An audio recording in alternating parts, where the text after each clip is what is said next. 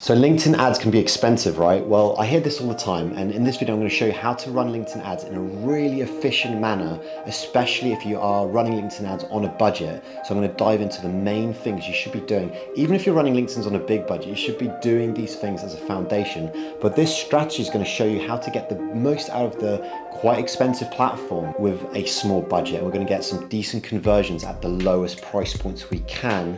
And because you have a small budget, we can actually get better CPCs, cost per clicks, because we don't need to be bidding to get a higher volume. If you have a lower volume, we can actually get lower costs. So stick around. In the meantime, hit the subscribe button, hit the bell button. I'm bringing out videos like this on LinkedIn advertising every single week. So the first thing we should be doing is focus our attention on lead generation forms. So although we can send traffic to a landing page and try to get a conversion rate there, or try to get the lead in an opt-in page, if you're trying to get the lowest cost per click, then definitely just focus on lead generation forms. This is the starting point for all my campaigns anyway. In another video, I'm going to be talking about rapid fire tests and all the tests I do to get the best results possible. But the first round of my rapid fire tests are always to keep people on the platform using lead generation forms. There are two reasons. There are all these other variables where it's hard to understand what's going wrong if your cost per click or click-through rate is not very good. So we try to limit the amount of variables by just sticking on the platform.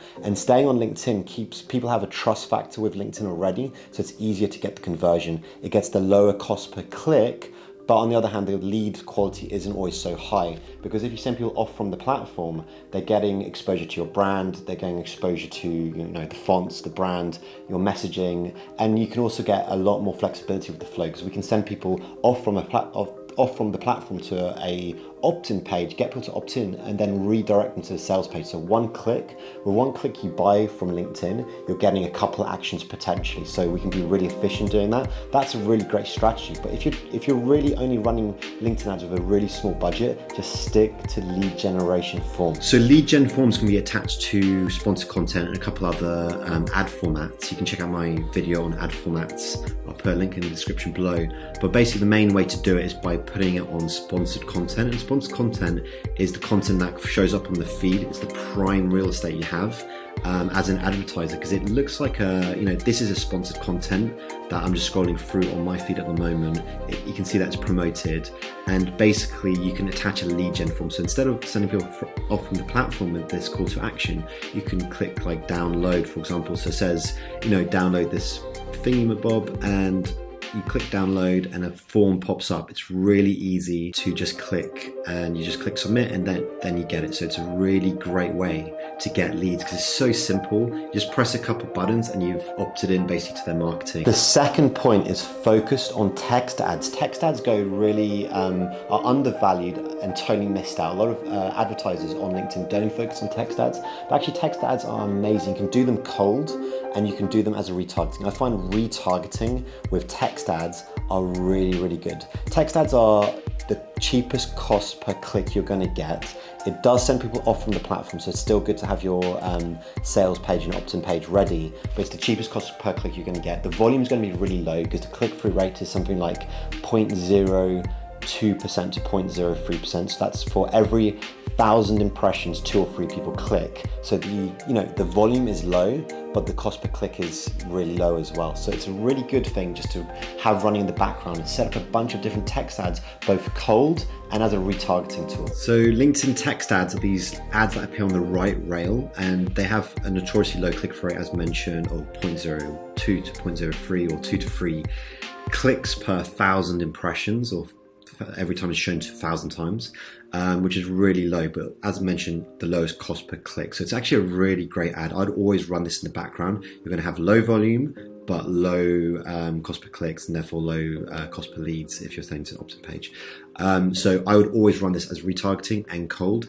But the reason why they have a low click-through rate is they kind of look like ads. You don't get much space. You just get this tiny little 1x1 picture, not very many characters, and they're on the right rail, which kind of, no one ever looks on the right rail. It's definitely not prime real estate, but nonetheless, they are great, especially if you're trying to get running ads if you don't have much budget, you're running ads on low budget. The third point I'm going to make is make sure you're bidding really aggressively. And what I mean by that is when you go into the platform, into the bidding section, I'm going to show you in a second, then you want to bid at the lowest you can. You want to bid the floor and just see how many leads come through. If you're bidding with a low budget, say you only have $1,000 over the course of the month, you only will get a certain amount of leads with that money. So you don't need them all coming in. You want to spread that out until your whole budget is spent for the month or the period you have the budget for. And that's the lowest cost you're going to get for those leads. So you can bid the floor. With a low budget, you can bid the floor because you don't need volume. So you don't have to bid in a way which is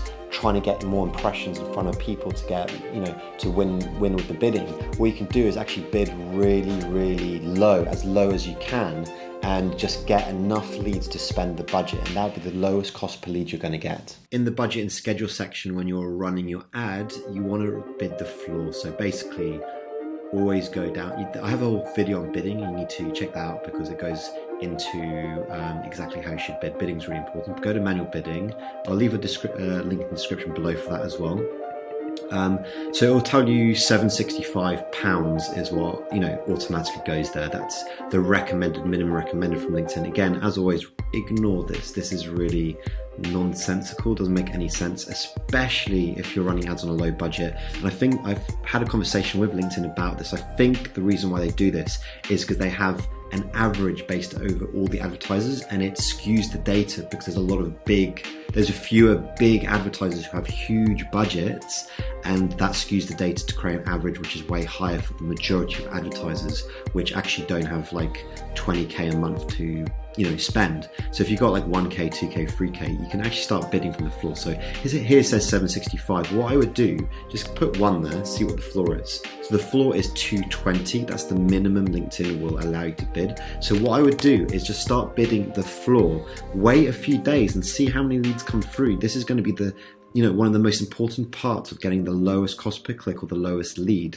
because each click you get, you're going to have a conversion rate of lead gen form open to the conversion of people actually filling in the lead gen form. So if your lead gen form open to fill is something like 1 in 3 or 33%, or even 1 in 5, say 20%, then you can do the maths on that. Whatever your bid is, each time someone clicks, you're paying for the click even if they don't fill out the form. But if you have a 20% conversion rate, then it just times this by 5. So if you're bidding at 765 as they suggested, times that by 5, can't do the maths off the top of my head, compared to timesing this by 5, it's a massive difference per lead. So just bid the floor, and because you don't need much volume, there's a direct relationship between the volume and what you can bid. Because if you're not trying to get huge volume, not trying to spend 20k a month, then you don't need to be as aggressive in terms of how high you bid. You can actually go as low, you can bid the floor and just run this in the background. Keep running this in the background. You're going to get the cheapest leads you can with this bidding strategy here.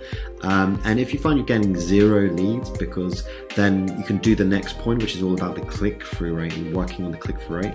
Or the other option is just to start raising this slowly. So raise this to 240. Let's wait 24 hours to 40 hours. Do I get any leads? Oh, I got a couple through. Cool. Let's just run this in the background. Because if you have a month to spend 1k, or say if you have 2 weeks to spend 1k, and you find you've spent your budget in 5 days or 1 week, then you're overbidding. Because you can probably spread that out over the time frame, and if you have a longer time frame, then you can just be getting those cheapest leads possible. So this is a really important part for getting, doing LinkedIn ads on a budget. If you have a really low budget, you can probably just bid the floor and leave this running in the background and let the leads trickle in, and that's really great. So I'm just going to take a little bit out of the course I have, which is called LinkedIn Ads Course Beginning to Pro, the ultimate course for business owners, marketing managers, and freelancers to learn how to generate a ton of demand using LinkedIn ads. So yeah, you can actually sign up for this course. It's a full-blown course I have, which you're welcome to sign up for. I also have a free one, which is you can double check, which is all about LinkedIn ads targeting like a pro. That's just part of the this course. So in this course, we go into loads of different stuff like introduction, account setup, objectives, targeting, ad formats, bidding, tracking the ads themselves, the funnel, how much should you be paying, the follow-up, walkthroughs, the offer itself, and case studies. There's quite a lot going on in this course. And once you've signed up, you get to the actual course, which kind of looks like this. And you have all these different sections like account setup, metrics, CPMs.